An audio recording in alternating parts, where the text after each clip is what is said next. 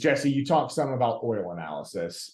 So there are things that it might tell you. What would you do with that information? How do you act on the report that you get on the oil analysis size? And specific example, if it says that there's metal in your oil, what can you do about it? What's the next step from there? Yeah, that's definitely something to indicate you need to call a certified mechanic ASAP. Now, obviously, that means metal is grinding on metal somewhere in your engine, which is the opposite of what it's supposed to be doing. So really make sure from the start, prevention is really more important here. So Alex, I don't want to say something specific that it definitely is. Sometimes it's an engine component that you can replace without having to replace the whole engine. But the better strategy is going to be when it comes to shavings, you're trying not to get to that point. And if they're not that severe, maybe it's something as simple as you just change out the viscosity of the oil that you're using and use a better quality of oil that's going to prevent that from getting worse. And some of these engines are made very, very well, many of them. So they're going to last you a long time.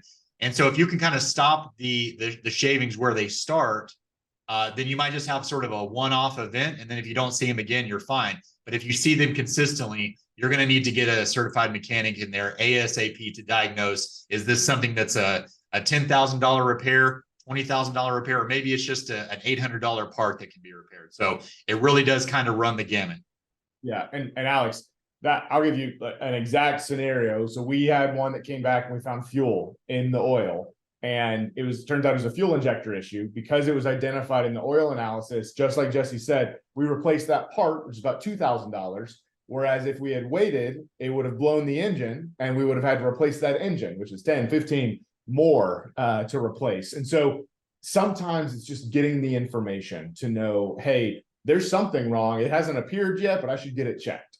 And performing that check is going to save you money on the repair that could happen. It also, the other thing that I find that oil analysis helps a lot with is, you may have vehicles that all look the same in terms of their mileage. And you may think, oh, all of these are great.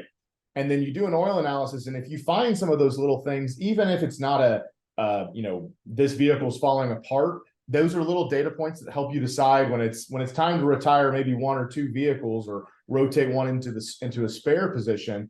I would start with the ones that have had some of those little difficulties. And then it's just extra data points to help kind of make relative comparisons to vehicles that may otherwise look exactly the same.